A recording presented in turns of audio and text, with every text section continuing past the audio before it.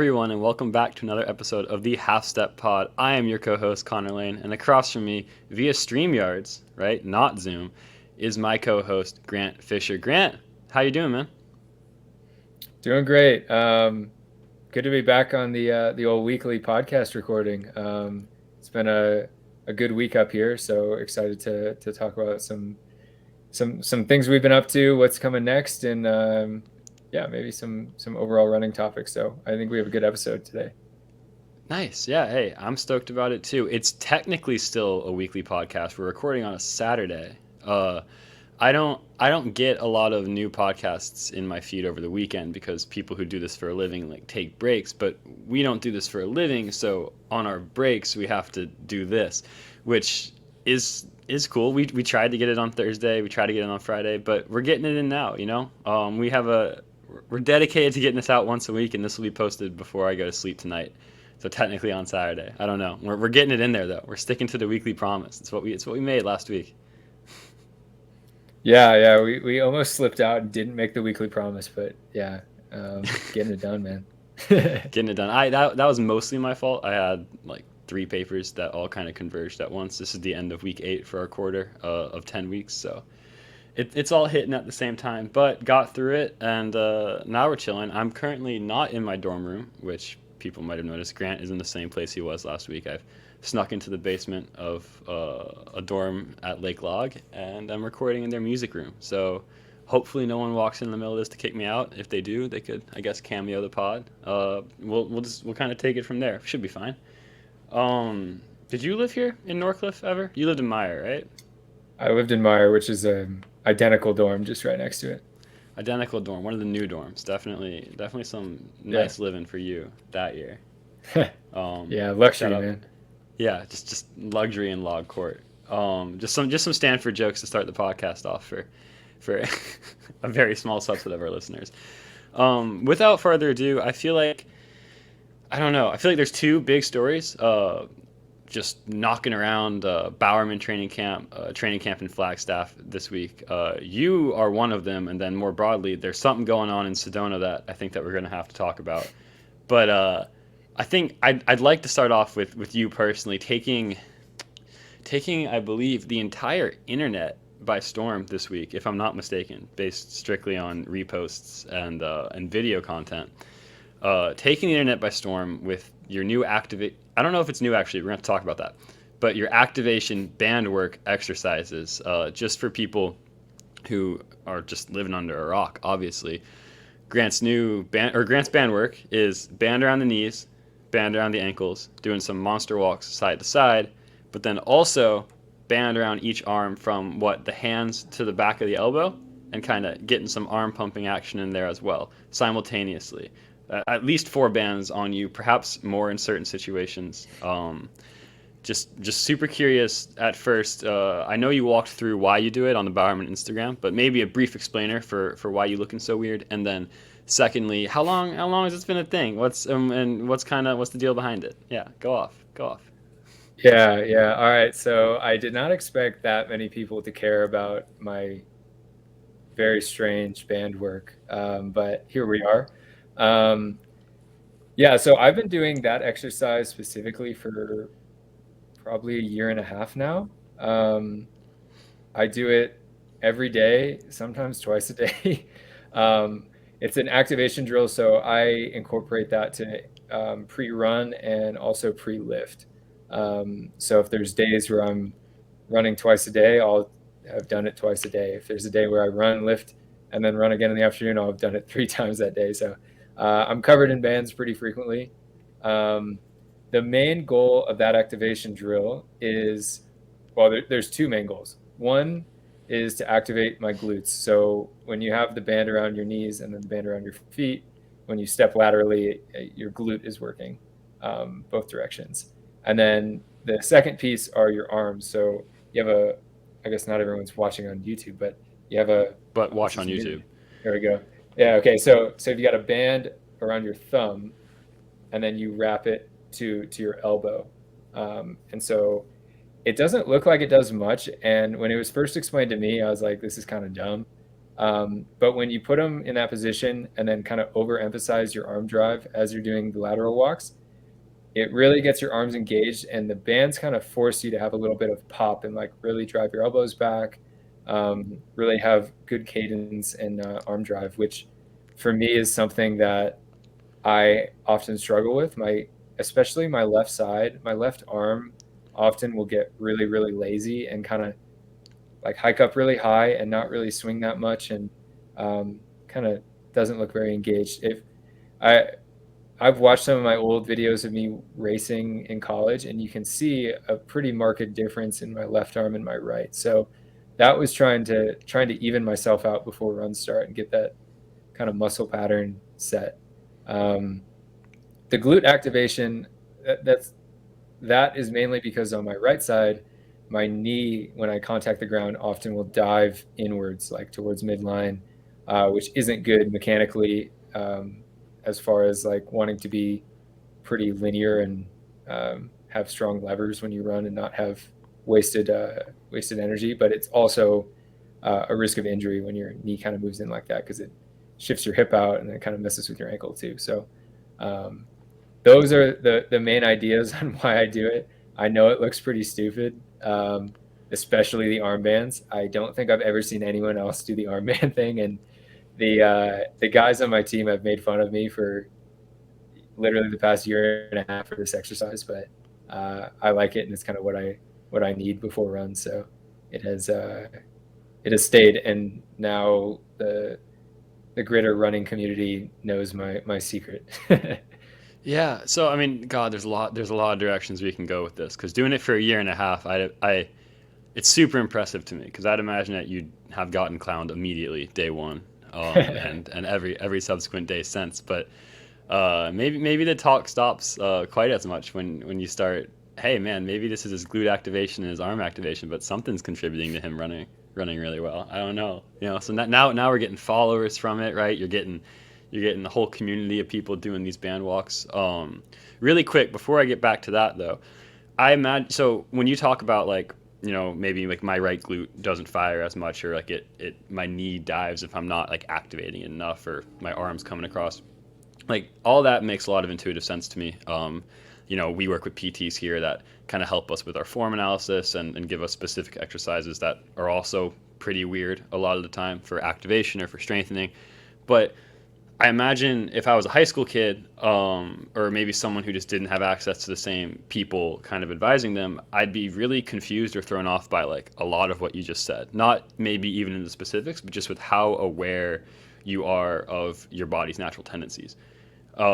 I wonder if, and this is kind of off the cuff, like, do you have any advice to people to like maybe figure out how to be more aware of their own bodies and their own tendencies, and maybe resources that they can use? I mean, I know for me, like sometimes I'll be scrolling on Instagram and I'll see like a pro runner so I have like minor hip impingement as well, where like everything kind of rotates inward for me from my hips down, so my knees are rotated in a little bit and then my feet kind of kick out.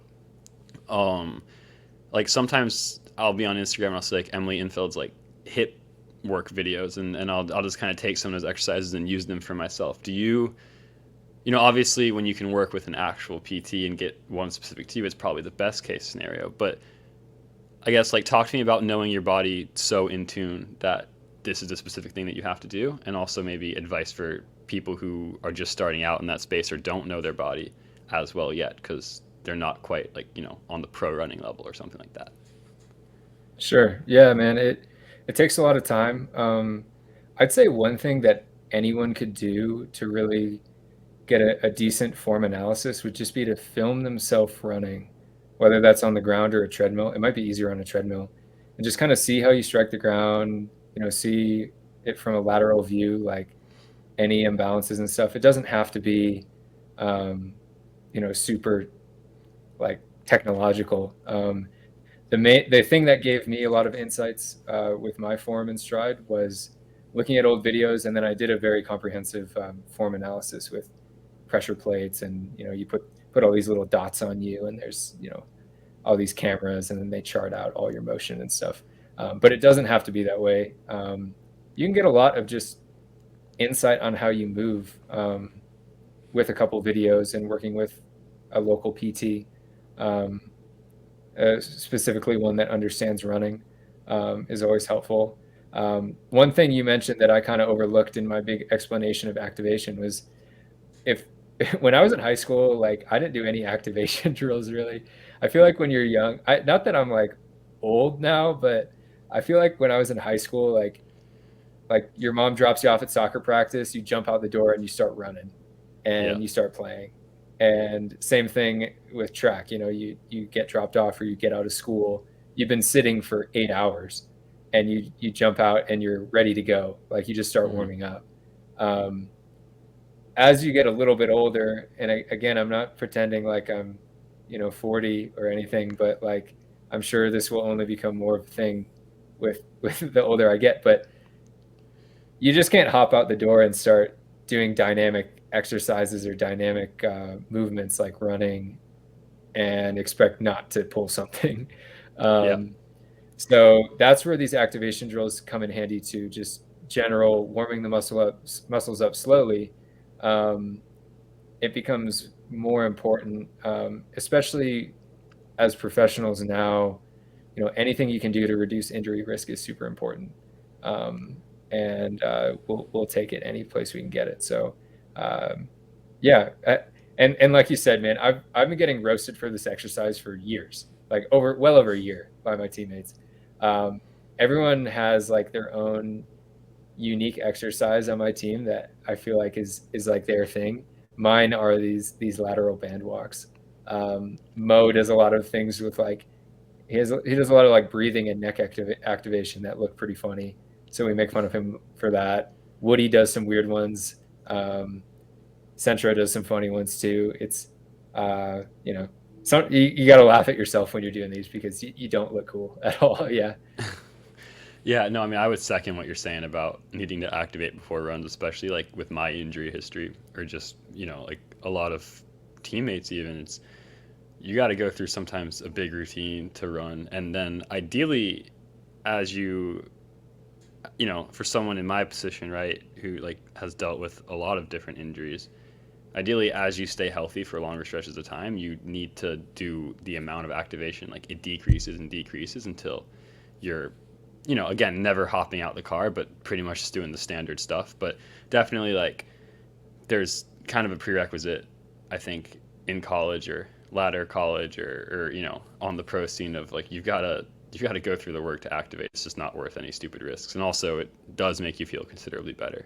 For me, I've had kind of this Achilles tendonitis, like near my soleus, so not down low on the insertion point, which is lucky, but like still kind of omnipresent, like right near my soleus for a long time, and I have to do like isometric calf holds every time before I do a run, and that helps like negate a lot of that like early on like pain that you might feel when you're running through like something crunchy like tendonitis, and then once I get into the run, it's totally fine. And then there's also PT that you do on the side, like heel drops or like weighted like isometric or eccentric calf holds. It's interesting hearing you talk about how every guy and every teammate has some sort of exercise, because I do feel like it's very much the exercises find you just by like what your weaknesses are. I'm sure everyone has like relatively generic like warm up stuff, more or less. You're gonna do like stretching or some sort of like we do on the team. We have like rope stretching. We have some dynamic stuff like hip activations and calves and quads, but there's also always like this stuff on the side, and I feel like it kind of has to find you based on your weaknesses, more than like you see someone do an exercise like Mo's neck and breathing stuff might not make much of a difference for you, but for the way his body is and shaped and all these years running, like that might be exactly what he needs. And it's really about finding what works for you more than like anyone can tell you, or at least any other runner can tell you what it is. Certainly with the advice of PT, that might make that process easier. But yeah, it's a really interesting thing. Just seeing like what people need to get ready to run. I have friends who don't need anything still, and I'm jealous of them for sure. But it's just because someone else doesn't need anything doesn't mean that you can just mess around and like just say, you know what, I'm not F it, I'm not going to do it today, and then see the results of that, because it's usually not good. That's one thing with I think my injury stuff. It's like very easy to kind of be like, oh, I'm jealous of that. I just want to go run normally today. It's like at a certain point, look, as much as you want to do that, you've got to take your steps and do your process to get there. Which can be frustrating, but even if it has me looking stupid doing band walks or something, I feel like I'd much rather be running than not running. And at a certain point, you just got to evaluate it based on yourself, and not looking around at other people. I don't know. Yeah, yeah, I agree, man. Some of the stuff is very individual. Everyone's body moves differently. Everyone has a different, um, like what each person's most efficient stride is different than someone next to you. Um, like your body kind of finds a very efficient stride, and you can, especially the more mileage and training you do, and you can tweak it a bit, but you can't completely change how your body is built mechanically, the proportions of your lower leg, or um, the way that certain muscles are shaped or tendons Extra are. muscle There's in the only so much you calf. can do. Yeah. Yeah. Yeah, yeah, you can't control that stuff. It's just So some people have it. yeah, yeah, very individual. All these things. Form is an individual thing. Um, some people have beautiful strides and can run really fast, and some people have strange strides, and you question how do you run that fast looking like that. But Hmm. I think oftentimes people find for their body the most efficient stride after a while. Well, yeah, there's a lot of like Tammy, RPT at Stanford, always talks about like you kind of fall into like that form, and once you fall into it, I feel like it's like that is the most like ergonomic or most natural form for you off the bat. And then sometimes that can create pattern or difficult patterns later on to break out of, or you wearing away at stuff because you're uneven. But your body is like naturally kind of trending towards that line of just whatever the makes the most sense for it, right? Like because when you're doing running for 7, 8, 10, 15 miles a day, whatever it is, when you're doing workouts fast, like you're not able to consciously like manipulate your body. That's where exercises are so important. That's where activation is so important, and that's where just like routine and patterns trying to create that is really important. And it's interesting. Like I was watching a lot of that long track speed skating during the Olympics, which I know you've seen. I don't know if you watched it particularly in 2022, and like all of their forms are like. I mean, maybe I'm wrong. If there's any long track speed skating people in the comments who would like to argue with this, that's totally fine. I don't know a ton, but they all look so similar with their like specific strides and the way that they generate power by stepping into the ice and like giving it the correct motion. I feel like with running it really is. I mean, there's a lot of similar forms on the world stage, but there is also just a lot of weird stuff going on, and people are still hanging with that group. And sometimes people's sprinting form is just wild and like unreal. Like I feel like Woody kind of lets it go, and then like he wins a lot of those races, and he does that. So it's a really interesting thing. Like other sports, I feel like you can't get away with having such different form. There is a sort of one correct form, and I feel like with running maybe there's like an ideal form, but there's things that work for different people. It is really interesting. Yeah, yeah, man. The uniqueness of form is a cool topic. Yeah, I mean, I feel like big time track fans would be able to see a silhouette of a guy running and maybe be able to pinpoint who it was, just by the stride pattern and how the arms are and stuff. So um, yeah, I think it's great to work on form, and obviously I am conscious of my form and work on it. But there are certain things that are unique to your body that maybe you're not going to look like Bernard Lagat. Like even if you have it perfect, maybe you won't look as chill as Kipchoge does when he's running sub 2 hour Probably marathon won't. pace. But Probably won't. yeah, but you can optimize what you have to work with. Yeah, I think that's the motto for not just form. um Okay, getting back to the specifics of your band work, I saw day one, although obviously this has been more than a year, but day one that this was public, a lot of your, or maybe day two, a lot of your teammates trying your exercises with varying amounts of bands. I think some didn't have the arms, some were going all in with it. Who had the best and who had the worst attempted version of your exercise? And you can define best and worst however you want. Probably the most similar, but I mean, yeah, I feel like there were a lot of attempts at it. uh, Yeah, yeah. I'd say Mo is pretty good at it. He does similar lateral band walks oftentimes as activation drills. So he's pretty used to that stuff. Um, I don't know. Of the things I've seen over the past week, I'd say maybe I'll put Lopez as worst, but I think he was just making fun of me. I think he was trying to emphasize how dumb I looked when he was kind of almost like mocking how the exercise works. Um, but yeah, it's been cool to see how many people were doing it. Yeah, I was surprised people cared that much about activation stuff that I was doing, but I guess that's cool.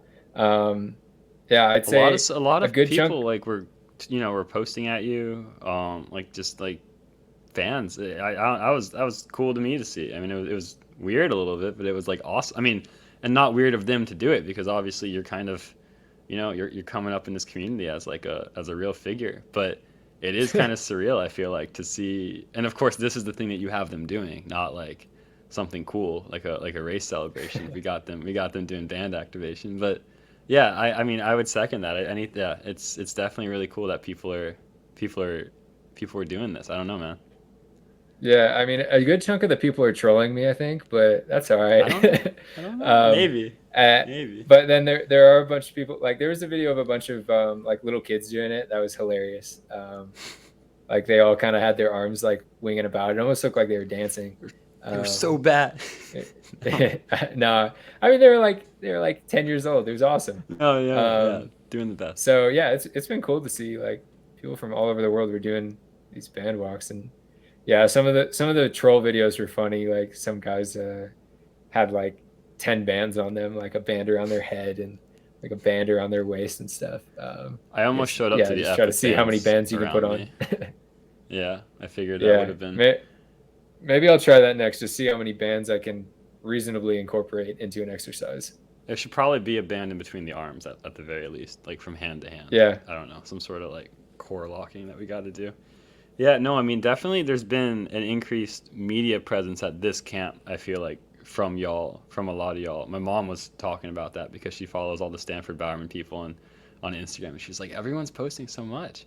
This is I feel like it's a little bit of a departure from the group. I don't know. I don't even know if there's anything there to that, but like you guys are definitely letting people in more. I feel like than normal. I'm learning a lot of stuff. I'm learning there was a sprinkler that went off on one of your guys' workouts, and you had to run through it.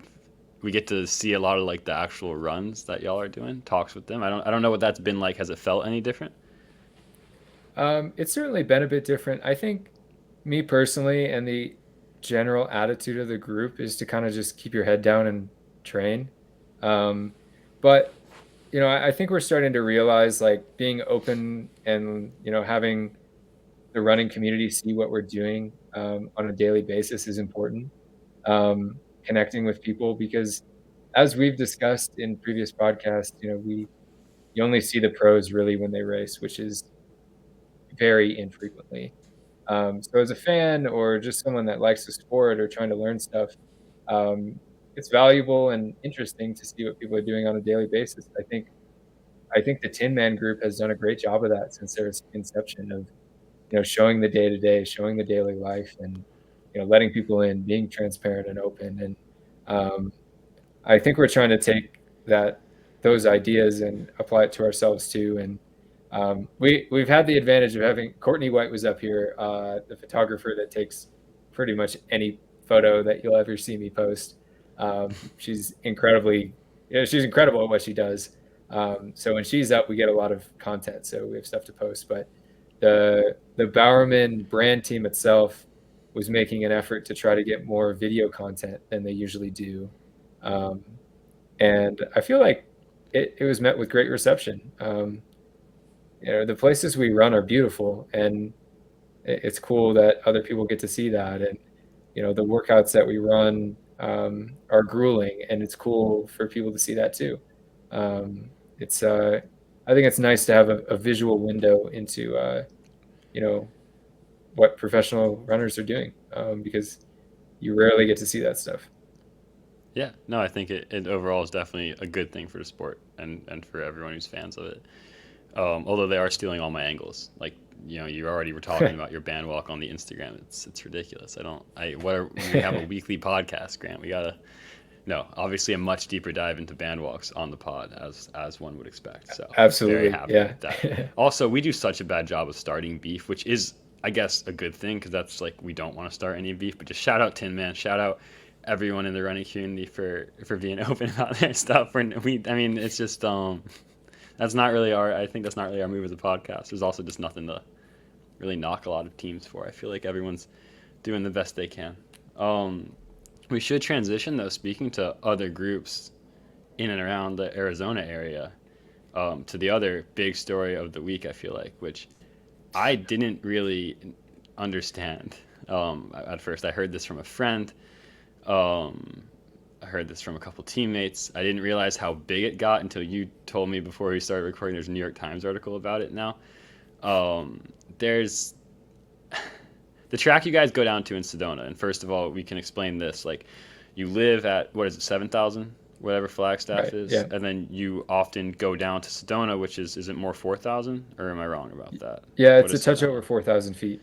Okay, so you travel down there to do workouts at a lower altitude because you can do higher quality workouts. Then you immediately go back up to living at 7K and you keep that kind of boost. So that's a pretty common thing. I feel like that's the simplest explanation for why you would do it, to get better quality workouts.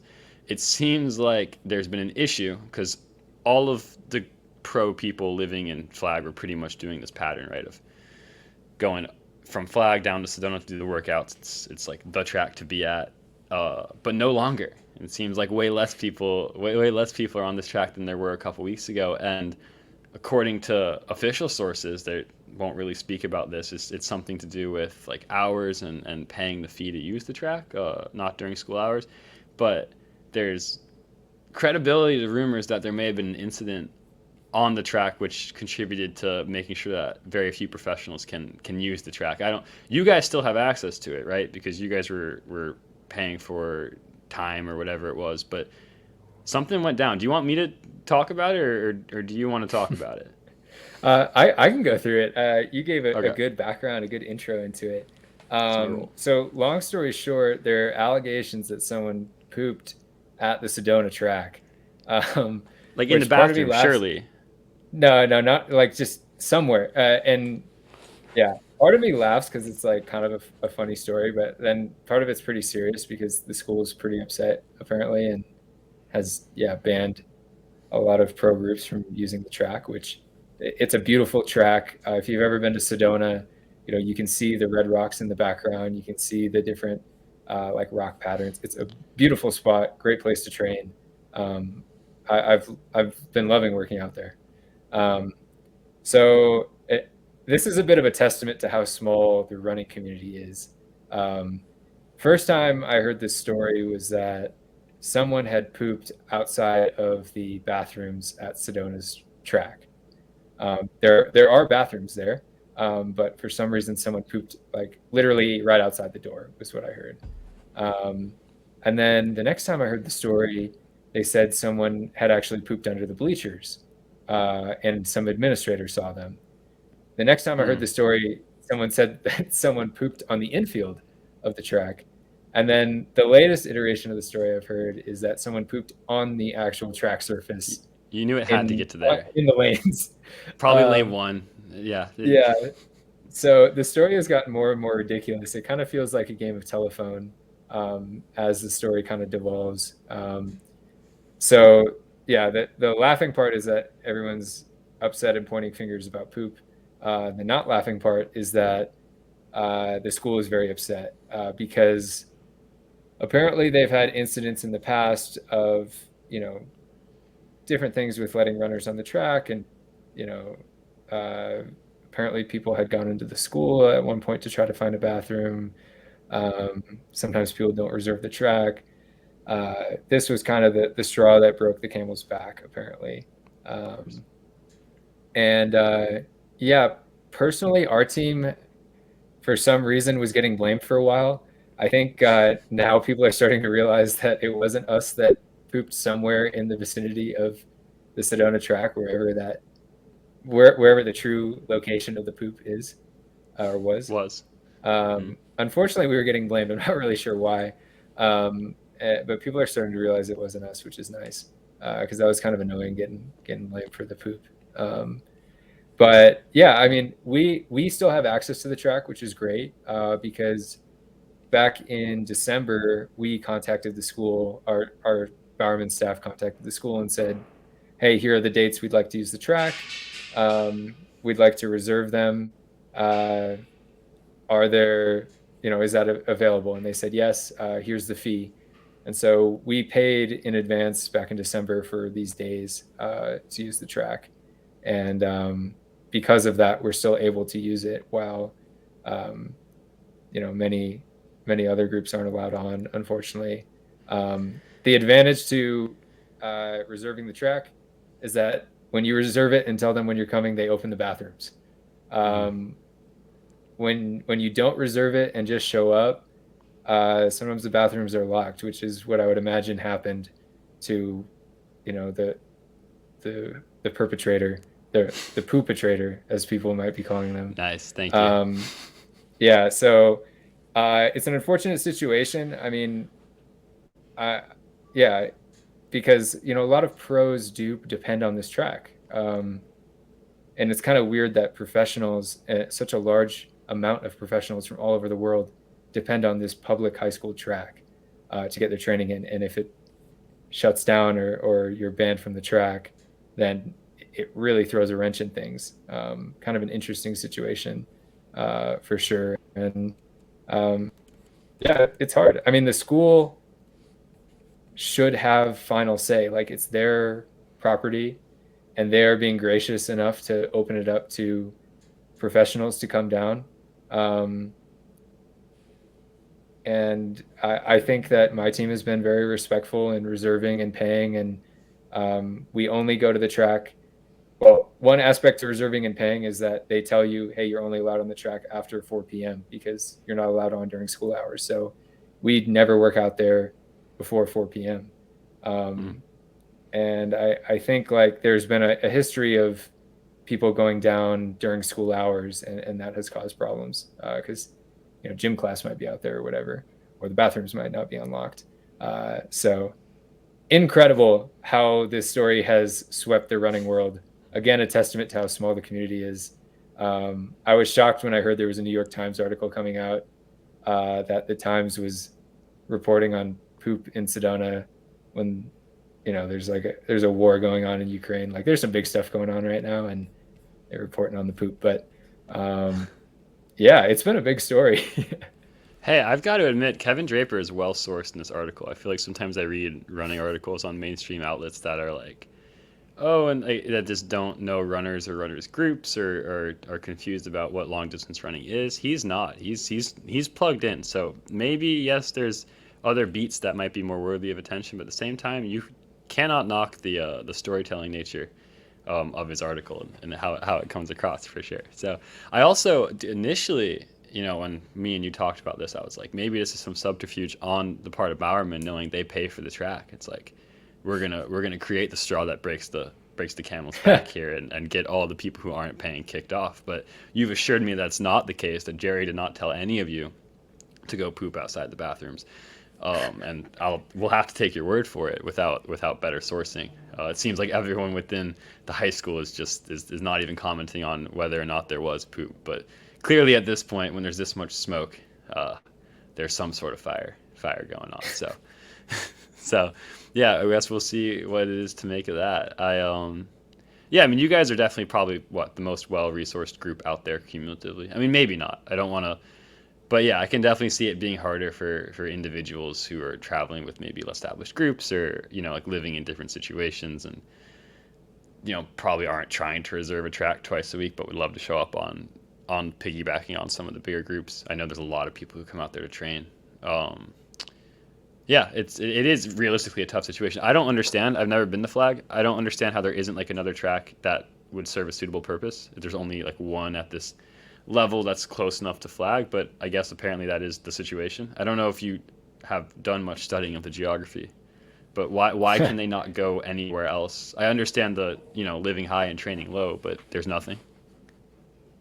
Yeah, yeah, running is a weird sport where most professional groups work out on public tracks. Besides when we are at Nike and we use the Nike track, which is technically a private track, Most groups are training on public tracks. So you are a guest of a school, or if it's like a city track, you're kind of a guest in the situation. So you do want to be respectful. In our case, the thing about Flagstaff is that you're at 7,000 feet. So, like you said at the beginning of this discussion, you can't really get the same quality of workout done at 7,000 feet as you can at 4,300 feet or lower. So Sedona track is an awesome spot because you can drop down really quickly to a lower elevation. It's a short drive, and it's a beautiful track. There is another track, another 15 minutes down the road from Sedona in a town called Cottonwood, that we used a bit last year. It's slightly lower in elevation, but a slightly longer drive. I believe that could be an option, but I think there's something about them having school sports and stuff and them not wanting pros on the track, which is 100% their decision. So I don't think that's an option. There's a track in a town called Camp Verde, which is about an hour from Flagstaff, and there is a dirt track there. But I've heard that there's an initiative among the Flagstaff running community, which I'm sure is even more motivated now, to build a actual rubber track in Camp Verde, which is just over 3,000 feet. So yeah, there really aren't a ton of options, surprisingly. And, we're kind of at the whim, especially the people that live in Flagstaff locally and train here full time and aren't just here for camps. You're kind of at the whim of what Sedona High School decides, as far as letting professionals on the track.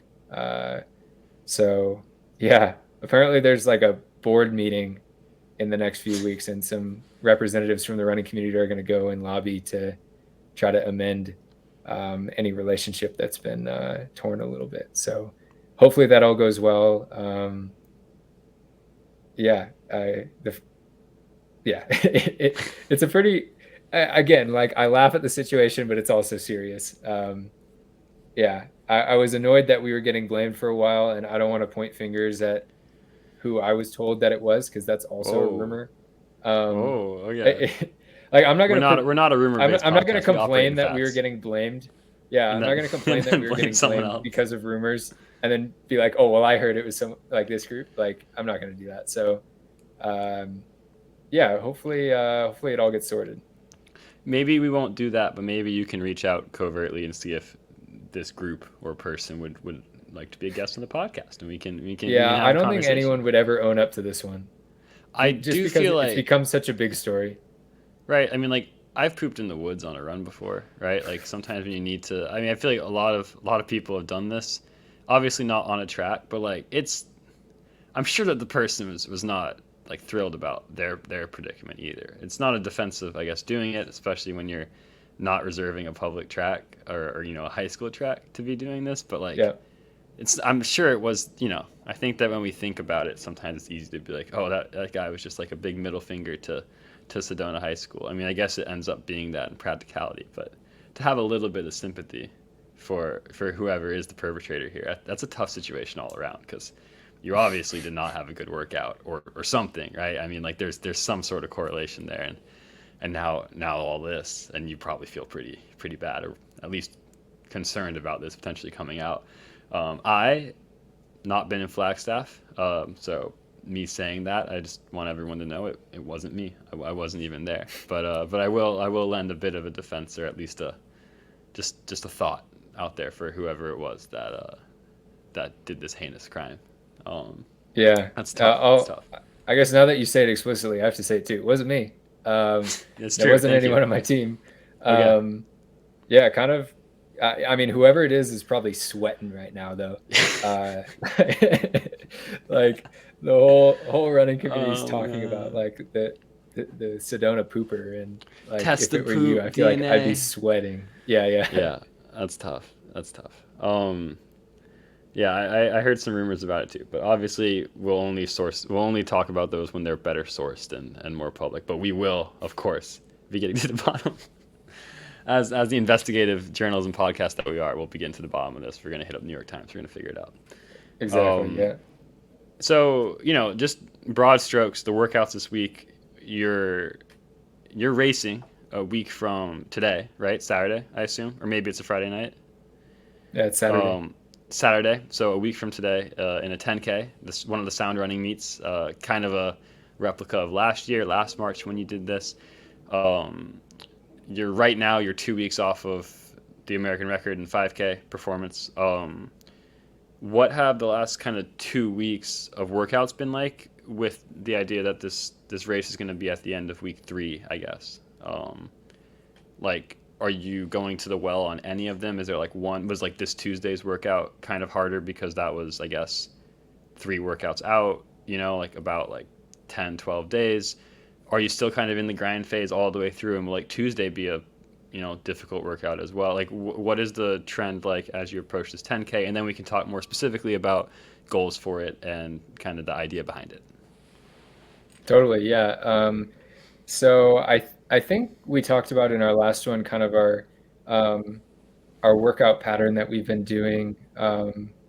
We've been working out on a 10-day cycle, um, meaning that you don't have a 2 workouts in a long run in a seven Oh yeah. day window like you usually would. We're on a 10-day cycle where we have 3 workouts in a long run over the course of 10 days. So because of that, the workouts fall on kind of weird days. So for example, we had a workout yesterday on Friday, and we'll work out again in Sedona tomorrow on Sunday. Um, and then I'm not sure exactly the pattern next week because that will be race week. Um, but I would imagine we'll have like a pre-meet workout either Tuesday or Wednesday, fly out to California on Thursday and race on Saturday. Um, I guess looking back, for the for the first week after the 5K, I was super tired. I was so beat, just totally fried. I remember when I was growing up, my dad used to tell me that for every hard mile of running, it takes a day to recover. So roughly for a 5K, it'll take you 3 days to recover because that's 3 miles. For a 10K, give it 6 days. Um, just an old school rule of thumb. This one took me like 6, 7 days to feel Your normal again. your dad had Um, not run the American record in the 5K when he said that. uh, when he said true, that. true. Well, yeah, he couldn't have either because he's Canadian. This is But true. This is true. Apologies. yeah, but yeah. So I was pretty beat for the first week. We did like some 200s to try to clean the legs up after the race. Maybe 3 days after the race, and that felt pretty bad. Like really, really bad. And then finally started feeling normal again, like 6 days after the race. And on day 7 after the race, we went down to, or maybe it was day 8, 7 or 8 after the race, we went down to Phoenix. Drove to Phoenix and had a really nice 10K session at Grand Canyon University. Um, we've been driving down to Phoenix for a lot of our uh, workouts that we do at race pace, just because then you're at sea level. It's a bit of a drive, but it's really nice not being at altitude.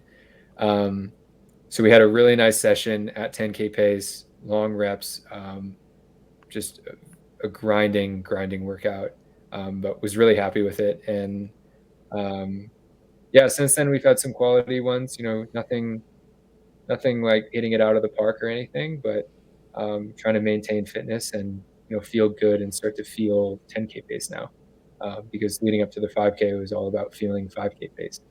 Um, so yeah, it's been good. Yesterday had a great session down in Sedona.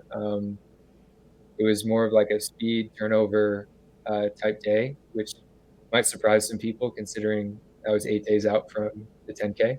8 days before we'll race this 10K.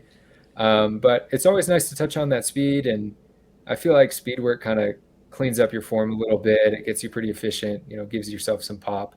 Um, Again, people may argue that the 10K is mostly aerobic, and what are you doing trying to run a quick 400 or something? But I do feel like it pumps some air into the tires metaphorically, and you start to feel good, feel some pop, and so that was great. And then we have another workout tomorrow. tons of people are saying Bowerman doesn't know what they're doing. What is this speed Yeah, endurance workout 8 days yeah. out? No, but part of it is, I mean, you're also working out again tomorrow, so it's not. I guess like with only like the day recovery, really. I guess that like one of them being kind of a faster version of things isn't the wildest thing out there. It'd be, I mean, to me, and I'm not enlightened, but going Friday, Sunday, Tuesday would be like a wild workout pattern. So I would guess that third one would be on Wednesday. But I mean, I guess I don't really know. I mean, it probably just depends on what tomorrow is. Yeah. If I had Yeah. to guess, it'll be Wednesday, and tomorrow will be kind of watered down because then we'll be 6 days out from the 10K. So did you long run at So all yeah, in this? Did you long run today, or is there like a? we we long ran this past Wednesday. Okay. So again, we're on that obscure schedule. So sometimes you long run on Wednesday. Um, So you're we kind of actually missing drove. a long run in here unless you do it on like Monday or right? Because like you wouldn't do Yep. one like Wednesday, Thursday, or Friday before the No, race. we So, we won't okay. long run between now and the 10. So looking back from the 10K, I guess it was like almost 10 days out that we would have done our last long run. Hmm. It was actually a bit of a disaster of a day. We drove down to Camp Verde to do it on this loop that a lot of people like. People call it the barking dog loop because there's dogs all through the loop that bark at you. Yeah, very creative. Um, I thought there might have and just been like an experience with one dog one time, but that makes a little more no, sense. it's always there's tons of dogs. They're Mhm. all behind fences, so that's nice. You don't have to run away. But um, yeah, we went down, and there was a massive snowstorm in Flagstaff the night before. I think we got about 15 or 16 inches in a 24-hour span. That's a lot. And so we got down to Camp Verde. It's raining and 32 degrees. It felt like Mm. Portland. And then we go to get on the highway, and we find out that every road to Flagstaff is closed because of the snow. Highway is shut down. The smaller like Route 89 that takes you from Sedona to Flagstaff closed. Every workaround is closed.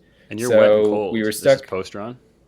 Yeah, I mean we did pack like dry clothes and stuff, which was nice. Okay. So we're like, all right, I guess we're killing the day in Camp Verde. So we went to a bar and grill called Low Places Bar and Grill, which was fitting because everyone was kind of down because we were stuck and didn't know how far or how long we were going to be stuck there.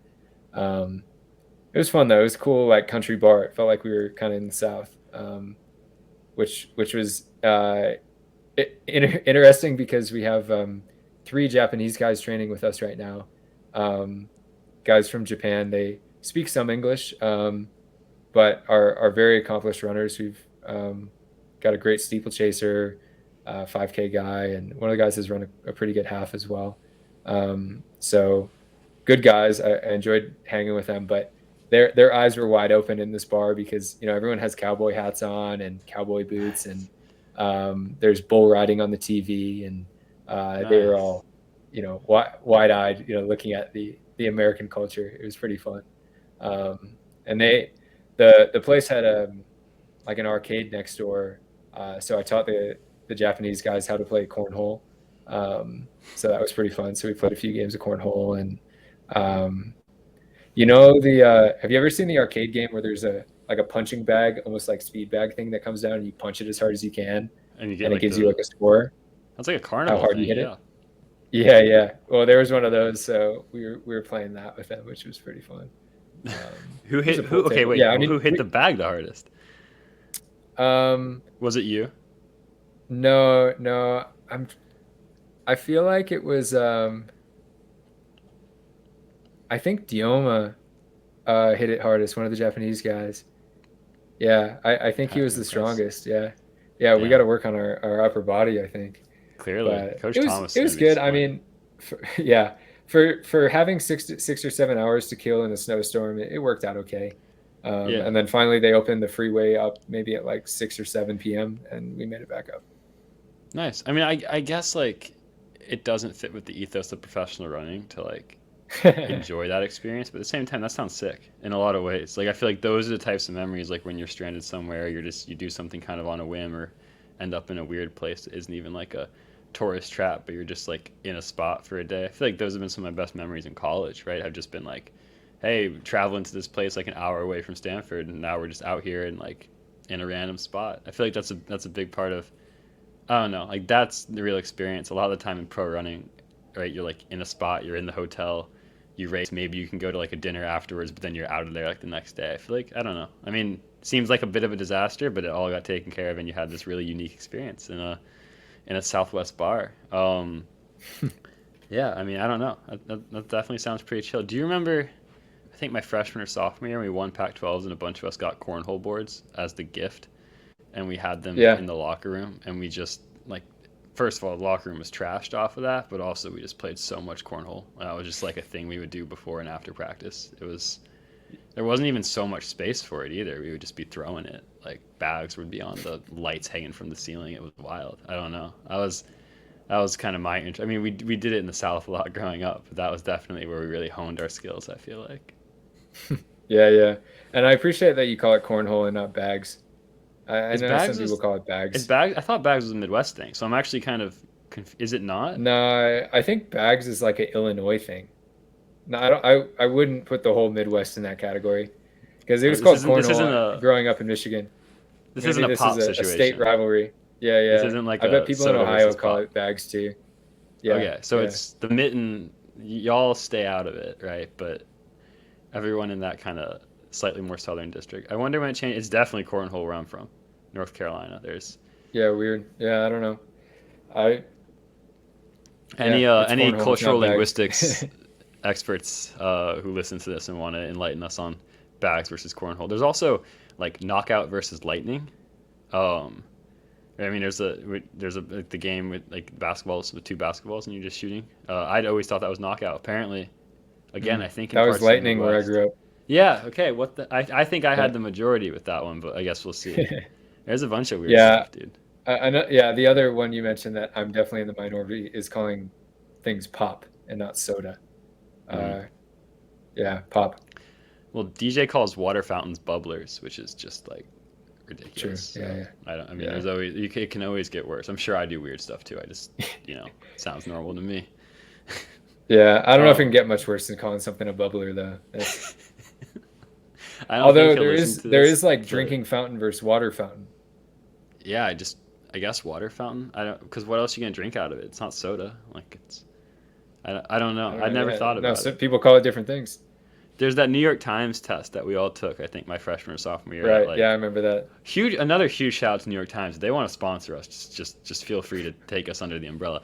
But yeah, you can like go take the what is it called? Like the not I just think like like a dialect. I forget what it's yeah, the called. dialect test. It'll test where you're from basically if you just Google like New York Times dialect and it'll like guess where you are in the United States and it's usually pretty accurate. Or maybe it's sometimes like if your parents are from a region, it might get skewed between the two. But yeah, it's a unique thing for sure.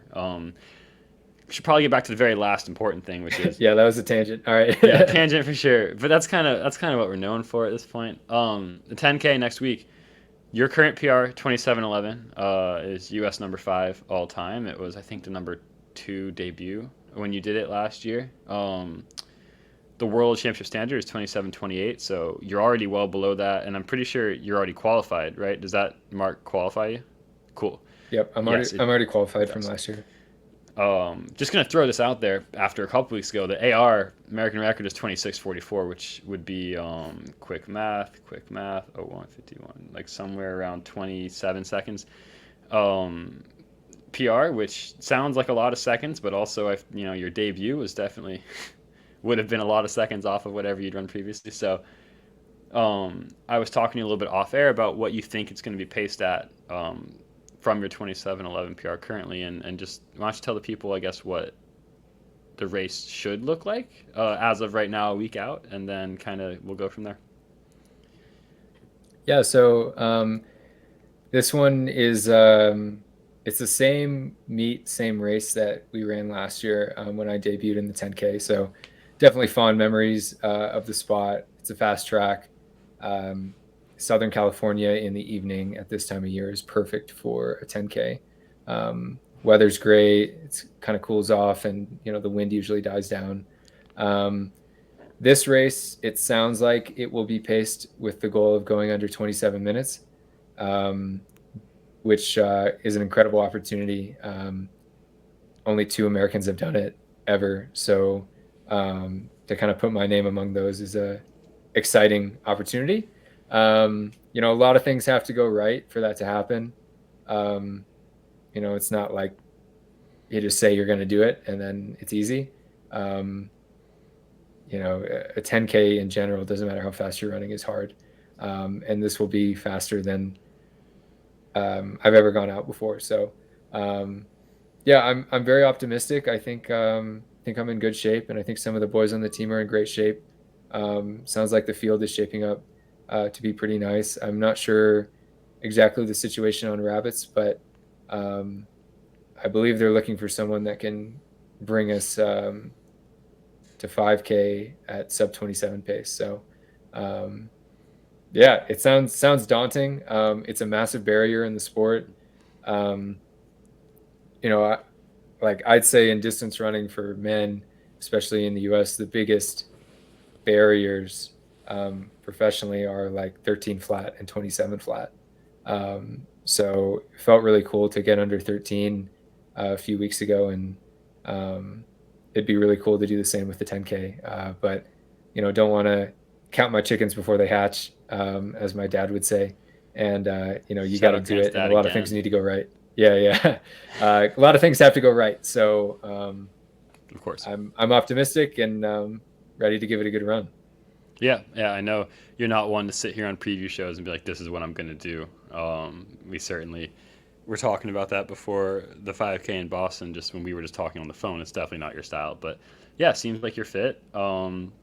Like you said, I mean, so much can happen over more than 6 miles of racing, but if you give yourself an opportunity, it should be exciting. So I forget the streams for that. Isn't it like a free stream, or maybe it's picked It up might be a on Float? pay-per-view stream. Okay, It's a sound running meet, so they usually stream their own stuff on their website.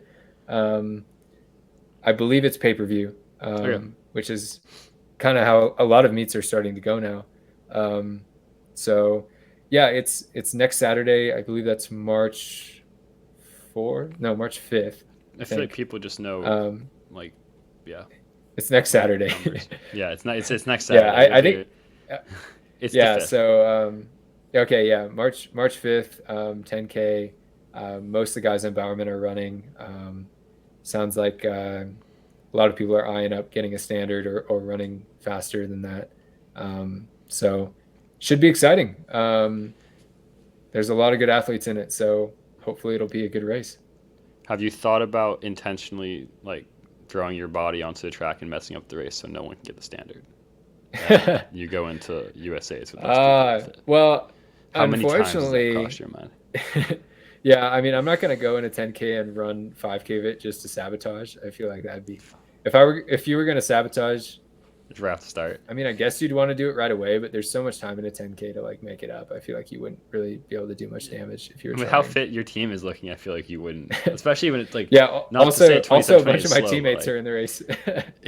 I'm not gonna sabotage my own teammates. get back up to Um, camp and be like, "Hey guys, I don't know what happened. I was yeah. wild."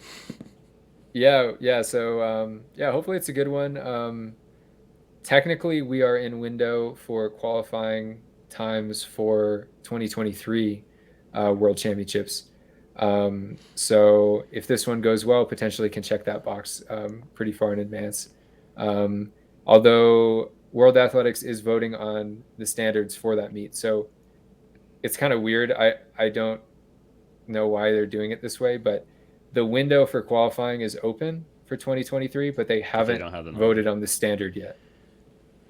I have a feeling it So won't matter that much for you, but certainly it is a number out there. I mean, look, you got to run really well, I mean, not to shortchange. Yeah, we'll you see. got to run well. I've heard rumors that they're trying to move the standards up quite a bit. So Jeez. we will see for 2023. But yeah, a little strange as far as the timing of the window being open, but you don't actually know what time you need to run. But yeah, we'll see. Just try to get out there, give it everything I have, and hopefully walk away with no regrets. Nice. Yeah. It'll be a good one for all of us to watch. Exciting to have this fast 5K and then double the distance and see what you can run at, a slightly slower pace, but something that's still kind of ridiculous to think about. Dude, it's funny we talked about this. I know we said it'd be a good ep, but we also talked about how we didn't really have that much to talk about, and here we are at the hour mark. Yeah, so thanks to everyone for listening to another ep of the Halfstep Pod. We will be coming to you. This kind of, I feel like, is the pre-race, so I feel like we might not hit one until, that Monday or Tuesday after the 10K at this point, unless something urgent comes up midweek that we have to talk about. But I don't know how, we haven't talked about this yet, actually, but I guess that would probably make the most sense. I feel like we just kind of covered a lot of pre-meet and that stuff. Yeah, I mean, it works for me. Yeah, next time I'll probably be back in Portland. This is the end of our altitude camp. We've been up here. We actually leave on the 3rd of March, so it will be exactly 2 months that we spent up here. So back to Portland for a little bit, probably for maybe 4 to 6 weeks, and then after that, back up to another altitude camp. So lots of time at altitude these days. This one's coming to an end. It's been a great camp. I've enjoyed it a lot, and hopefully can end it on a positive note with this race. Laying the groundwork for a special summer, I feel like. Might not need that 2023 World Championship standard if we just go out there and win Worlds 2022. But we'll see. Sorry, by we I mean just Grant, obviously. But as the Halfstep Pod, obviously a split entity. But thank you guys all for listening to another episode. We will be back with you post 10K to talk about Grant's race. Cheers. Yeah. Thanks, guys. And we had a few questions asked on Instagram DMs or in comments. Sorry we didn't get to those today, but hopefully we can have an episode dedicated just to listener questions. So if you have any, send them through. Would love to answer any questions you guys have. And if there's something that is asked a bunch of times, we'll try to spend more time on it. But let us know. Yeah. We might also, maybe that's like a good midweek something if we have time for it, or if depending on travel schedules and stuff, if there's questions. So definitely hit us with those. Awesome. All right. Cool. Yeah, thank you guys. All right, thanks for listening, guys. Yeah, later.